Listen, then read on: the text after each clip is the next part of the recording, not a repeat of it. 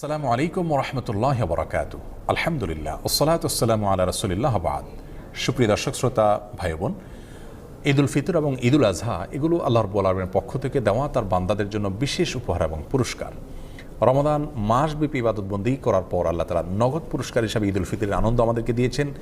আর জিলহজের প্রথম দশকের ইবাদত সম্পন্ন করার পর, হজের ইবাদত সম্পন্ন করার পর আল্লাহ তাআলা নগদ পুরস্কার হিসাবে ঈদ উল আজহার আনন্দ আমাদেরকে দিয়েছেন।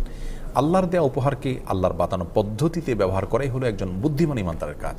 আর সেজন্য আমরা আজ ঈদ উল ফিতরের সুন্নাহ সমূহ আলোচনা করতে চাই। কিভাবে প্রিয় নবী সাল্লাল্লাহু আলাইহি সাল্লাম ঈদ উল ফিতর উদযাপন করতেন, সাহাবায়ে কেরাম ঈদ উল ফিতরে কী কী আমল করতেন, সেগুলো আমরা পেশ করবো ইনশাআল্লাহ তাআলা। ঈদ উল ফিতরের সুন্নাহ সম্পর্কে বলতে গেলে সর্বাগ্রে যে সুন্নাহর কথা চলে আসে তা হলো অন্য দিনের তুলনায় ঈদের দিন একটু আগে আগে ঘুম থেকে ওঠা, একটু ভোরে জাগ্রত হওয়া। ফজর নামাজে উপস্থিত হওয়াটা ঈদের নামাজে উপস্থিত হওয়ার চাইতে অনেক বেশি গুরুত্বপূর্ণ। আর সেই সাথে ঈদগাহে একটু আগে আগে যাওয়া, এটি ঈদের দিনের প্রথম সুন্নাহ। দুঃখজনক হলেও সত্য যে আমাদের সমাজে বরং উল্টা চিত্র দেখা যায়। আমরা অন্য দিনের তুলনায় ঈদের দিন একটু দেরিতে ঘুম থেকে উঠে থাকি এবং ফজরের সময় অনেকে উপস্থিত হতে পারেন না। এর কারণ হলো চাঁদ রাতে আমরা দেরিতে ঘুমিয়ে থাকি। এই কালচার পরিবর্তন হওয়া উচিত। প্রথম সুন্নাহ হলো আগে আগে ঘুম থেকে ওঠা অন্য দিনের তুলনায় এবং ঈদগাহে আগে আগে যাওয়া। ঈদ উল ফিতরের দ্বিতীয় সুন্নাহ হলো খেজুর খেয়ে তারপরে মসজিদে আসা, অথবা মিষ্টি জাতীয় কিছু খেয়ে মসজিদে আসা যদি খেজুর না থাকে। তৃতীয় সুন্নাহ হলো গোসল করা, সেই সাথে সুগন্ধি ব্যবহার করা এবং মেসওয়াক করা। 4 নম্বর সুন্নাহ হলো যার যা পোশাক আশাক আছে তার মধ্যে থেকে উত্তম পোশাকটি পরিধান করা। নতুন পোশাক আবশ্যক নয়, সুন্নাহ নয়, তবে যা আছে তার মধ্যে থেকে উত্তম এবং তুলনামূলক ভালো পোশাকটি পরা ঈদের দিন, এটা হলো সুন্নাহ।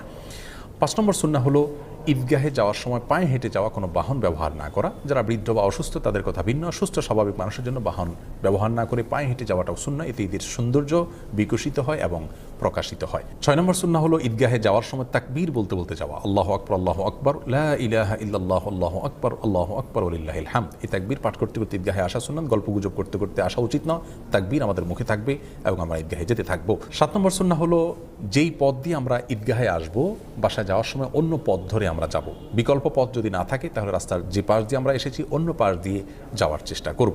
8 নম্বর সুন্নাহ হলো ঈদের দিন হাসি মুখে থাকার চেষ্টা করা যথাসম্ভব। কোনো কারণে মনে দুঃখ থাকলেও যথাসম্ভব হাসি খুশি থাকার চেষ্টা করতে হবে, সবার সাথে আনন্দ ঘনভাবে সময় কাটানোর চেষ্টা করতে হবে। এটা ঈদের গুরুত্বপূর্ণ একটি সুন্নাহ।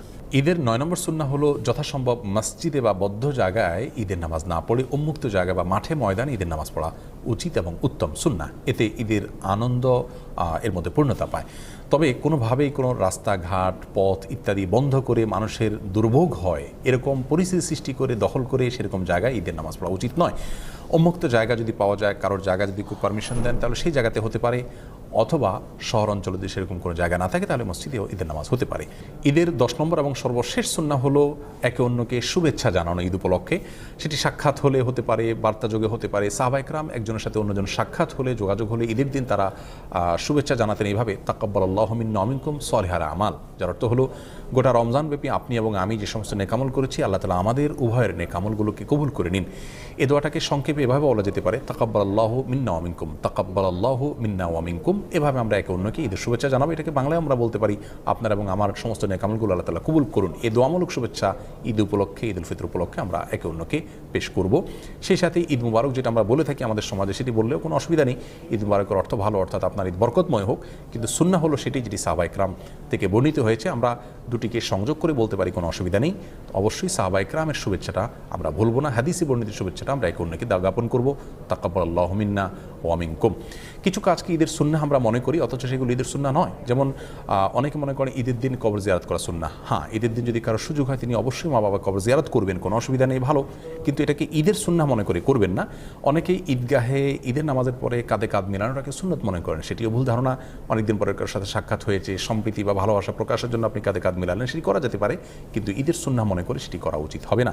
সেই সাথে অনেকে মনে করেন যে ঈদের দিন নতুন পোশাক পরা সুন্নাহ, সেটিও ভুল ধারণা। যা আছে তোমাদের থেকে উত্তম পোশাকটা পরা সুন্নাহ, কিন্তু নতুন পোশাক হতে হবে এমনটি মোটেও আবশ্যক নয়।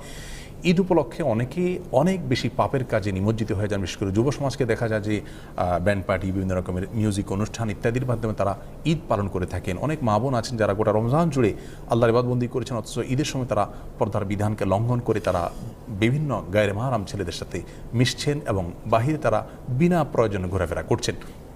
এই অসুস্থ সংস্কৃতি থেকে আমাদের বের হয়ে আসা উচিত। আল্লাহর দেয়া ঈদকে আল্লাহর বাতানো পদ্ধতিতে ব্যবহার করা উচিত। আল্লাহর অবাধ্যতায় আল্লাহর দেয়া ঈদকে যদি আমরা পালন করি তাহলে সেটি গুনাহের কারণ হবে। আল্লাহ তাআলা আমাদের সকলকে ঈদের সুন্নাহকে পালন করার তৌফিক দান করুন, সুস্থ এবং সুন্দরভাবে ঈদ উদযাপন করার তৌফিক নসিব করুন। আসসালামু আলাইকুম ওয়া রাহমাতুল্লাহি ওয়া বারাকাতুহু।